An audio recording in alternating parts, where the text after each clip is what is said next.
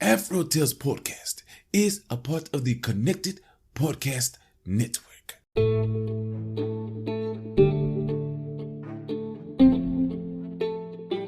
Well, hello there. I'm Aman Mazingo, your storyteller, and this is Season 2 of the AfroTales Podcast, where we journey through the Americas and the Caribbean to explore the tales that grew from its African diaspora. I want to thank Art by Chalet for the beautiful episode art, and especially thank you for joining us on today's adventure.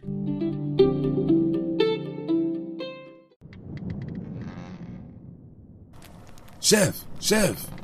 Yes, Glio. Don't you love how we get to share our stories and recipes? Yes, I enjoy it greatly.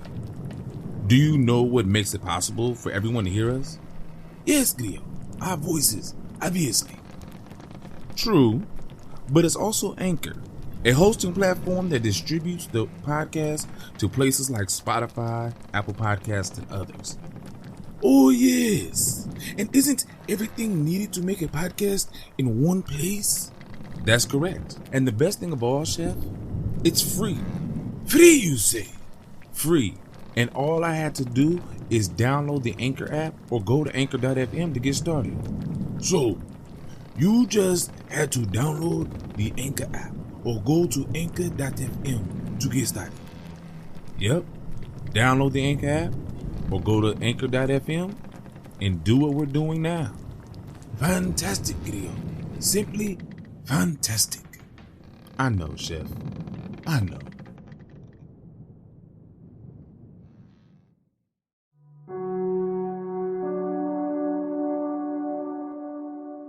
What's for dinner? One time, all the animals were looking around for food, but there was none to be had. Anansi and his family were starving too, and he didn't know what he could do about it. And you know, that ain't right. One day, he saw this old elephant come out of the king's park, and he got an idea. You know how Anansi gets ideas. That night, he climbed the wall to the palace where all the elephants were kept. He crept up to one of them while it was asleep and went in there behind his tail and crawled up into his belly. And when he got there, he just chopped off a little piece of meat, and he snuck back out and carried the meat home to his family.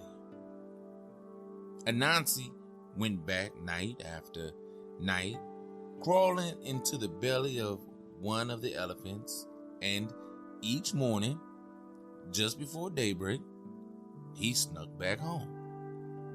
Now, Anansi's friend, Yawarri, the anteater, saw that Anansi was getting fat, and here he was as hungry as ever.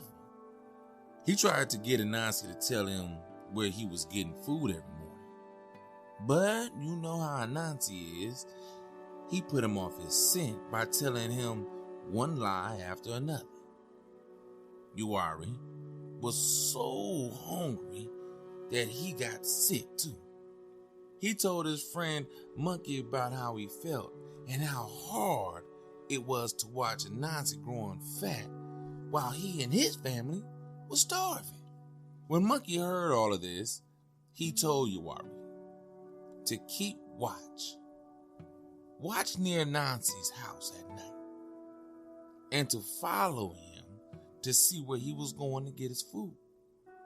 Yawarri took this advice. He watched and watched Anansi's house. And when Anansi came out, he tracked his footsteps until he got to the king's palace. Anansi didn't know Yawarri was there, so he then went to climb the wall to the king's park. Then Yawarri called out to him and told him that if he didn't promise to take him in as a partner, he would yell that someone was sneaking into the king's yard and stealing things. So Anansi promised and took Yawarri in with him that night.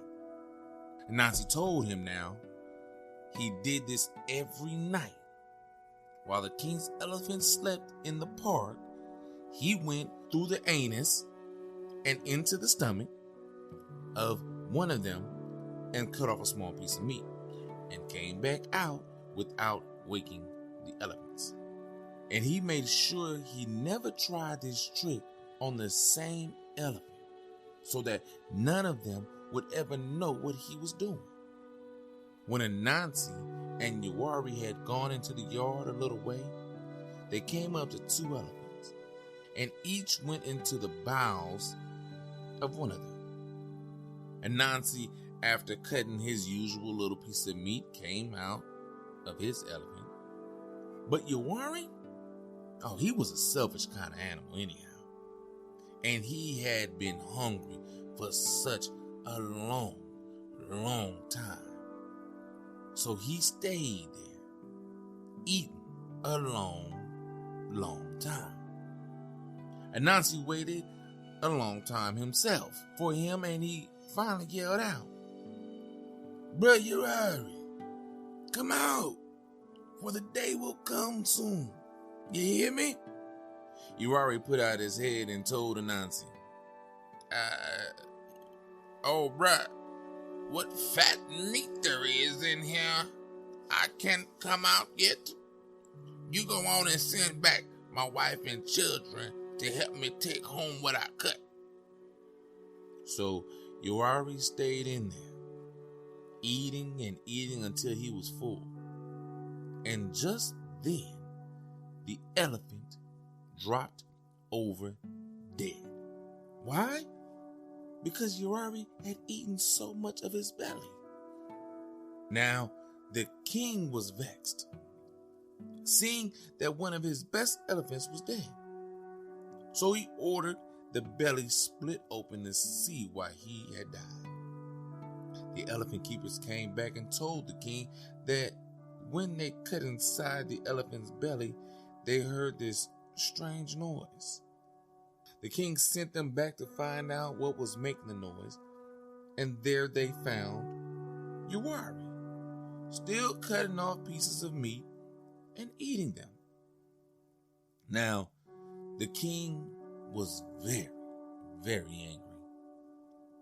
He told his men to kill Yawarri and to keep a better watch from now on.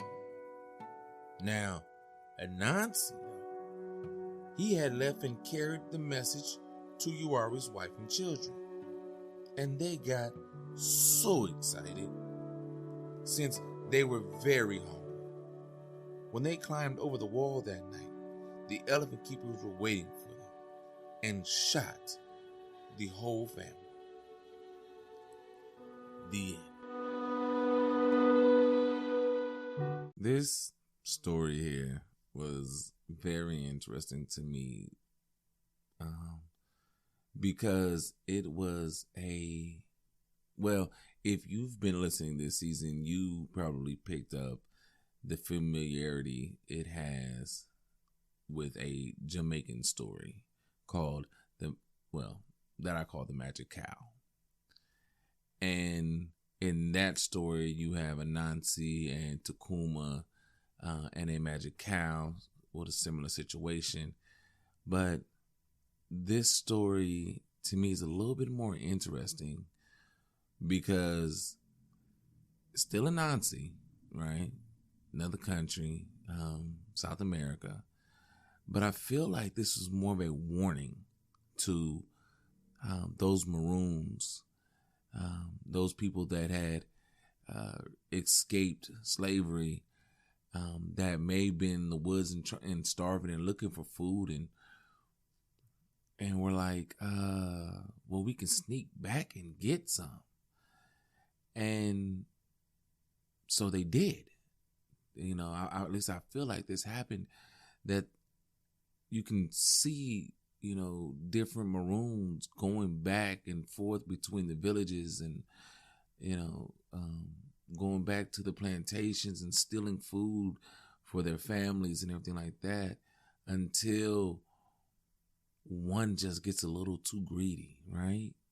They get so greedy that they try to take far too much. And get caught. And when their family tries to come and help, or their family tries to do the same thing, they get killed. Because now the villager, now the plantation owner is looking for them.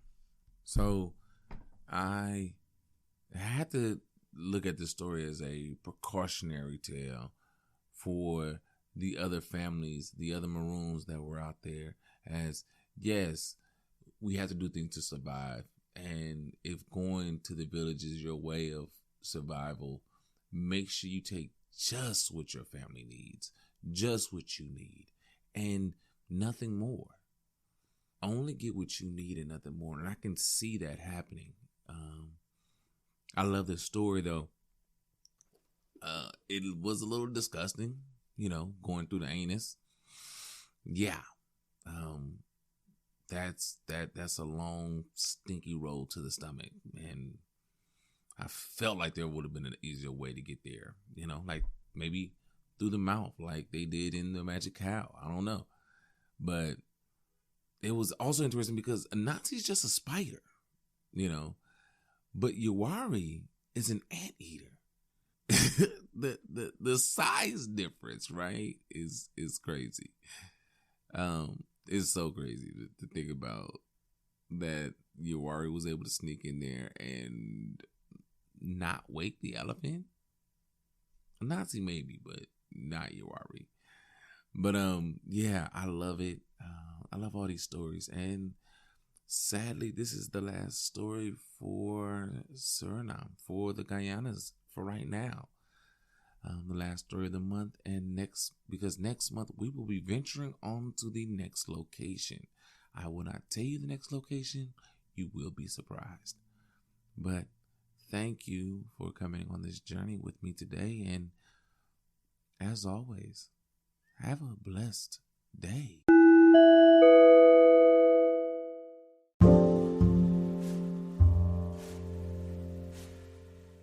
This is your AfroTales recipe of the week. Coconut chicken curry with yogurt. Ingredients: 3 pounds chicken thighs, skins and bones removed, 2 tablespoons butter, 2 large or 3 medium yellow onions, finely chopped, 3 large garlic cloves, minced, freshly grated ginger root, about 1 inch length, 6 whole cloves, 6 whole cardamom pods, or half teaspoon of ground cardamom, 2 cinnamon sticks, or 1 teaspoon ground cinnamon, 1 teaspoon ground cumin, 1 teaspoon ground coriander, half teaspoon ground cayenne pepper, 1 teaspoon freshly ground coarse sea salt, 1 cup plain Greek yogurt, 2 teaspoons freshly ground turmeric root, 1 teaspoon yellow curry powder, 1 cup unsweetened coconut milk, 2 tablespoons golden raisins. Directions: in a large and heavy skillet, one with a tight-fitting lid, over medium heat, saute onions and garlic in butter until fragrant and translucent and beginning to brown. Now add in the spices and saute 2 to 3 minutes, stirring constantly. Saute the chicken, turning as needed to get all pieces well browned on all sides. In a mixing bowl, blend together the turmeric, yogurt, raisins, and coconut milk. Then pour the mixture into the skillet with the chicken. Place the lid on the skillet and reduce heat to where the dish is still cooking, just at a lively simmer, and simmer cook for 40 to 45 minutes, or until chicken is well done and very tender. If you're using pods and stick forms of the cardamom and cinnamon, remove them from the skillet. Serve your coconut curry chicken with yogurt while still nice and hot, either over rice or with rice on the side. that is your AfroTales recipe of the week.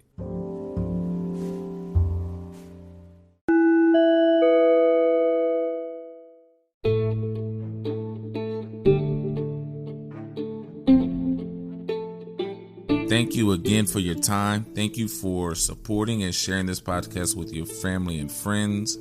You can always find AfroTales Podcast on Anchor, Spotify, or wherever you listen to podcasts.